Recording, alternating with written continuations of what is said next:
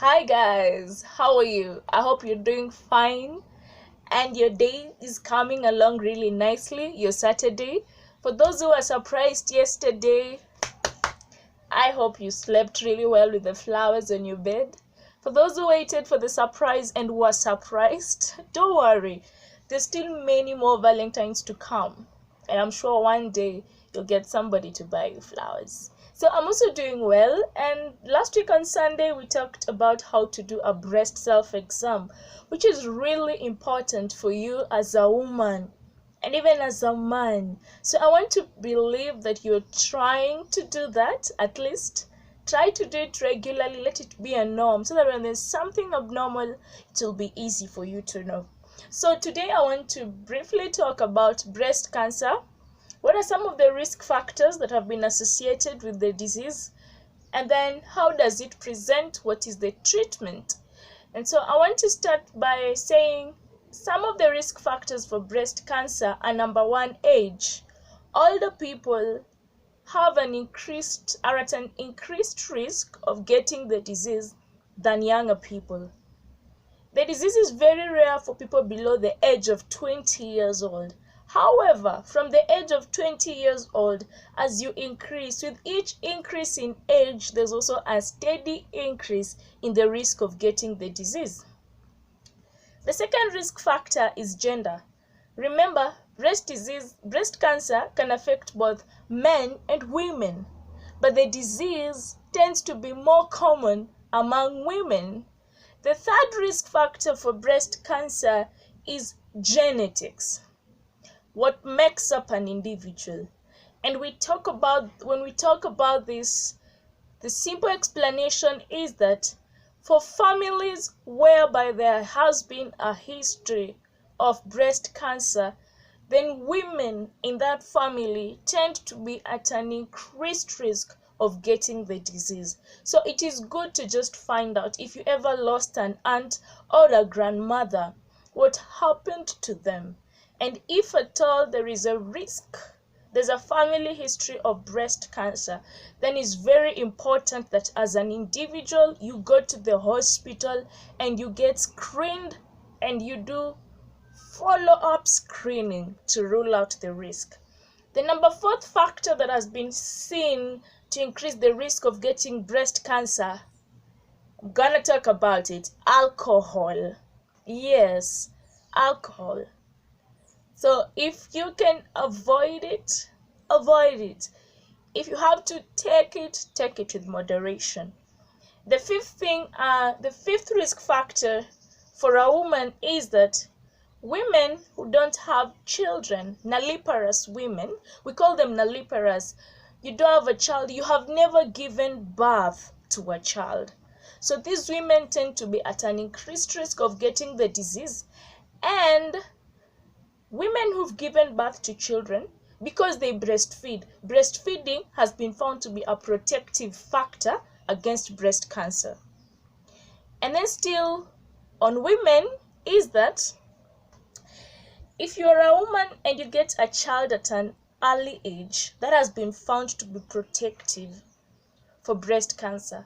But as we continue talking about this, you realize that there are some types of cancers again which affect women, and getting a child at a younger age is again a risk factor for the disease. But for the sake of breast cancer, it's been found to be protective.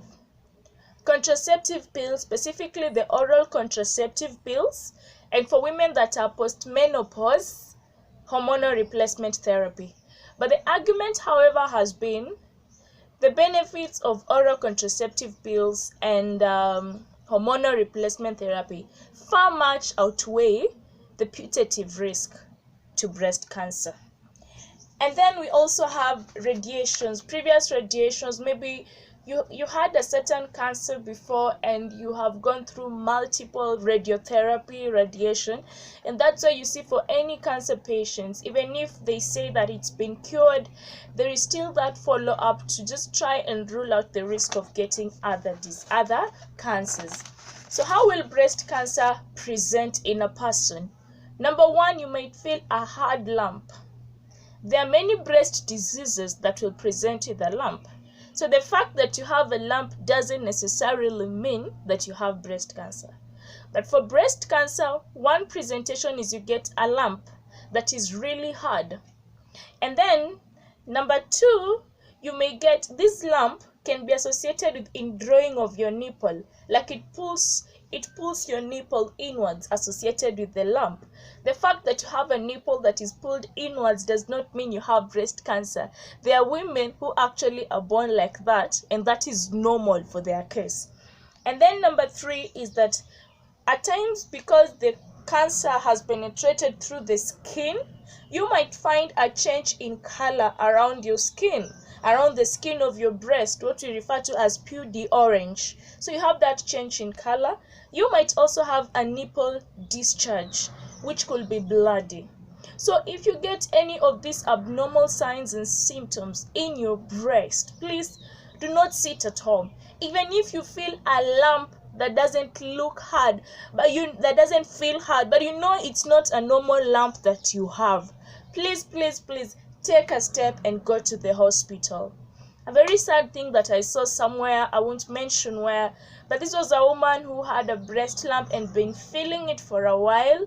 She thought probably it was due to the breastfeeding. She was breastfeeding, but unfortunately, when she went to hospital and they did something called biopsy, whereby they take a little flesh of the lump, and they go and study it. Unfortunately, they found that she had breast cancer, and all along she was just with that lump. And then it is possible to screen for breast cancer. I talked to you about doing a breast self-exam. If you're a woman and you're less than 40 years old, you can still get screened for breast cancer by doing a breast ultrasound. If you're an elderly woman and you have never been screened for breast cancer, please take a step and get screened. You can go and do what we call mammogram.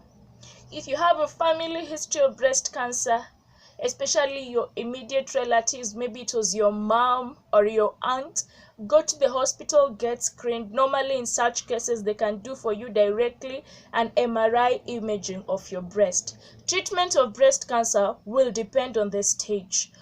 If it's still in an early stage, they can do surgery, and then after doing surgery, they can do surgery with radiotherapy or without radiotherapy. If it's advanced, in most cases, they have to do systemic chemotherapy. Those are drugs which they give you to try and kill the cancer cells. The danger with breast cancer is that if it's realized at an advanced stage, it becomes really hard, because what happens in breast cancer, you have your breast affected with the cancer. And so this is where your breast is. It's definitely closer to the chest wall, and so you might find that the cancer affects the chest wall, affects the ribs, and then you can also have this cancer moving through the blood and it affects your bones.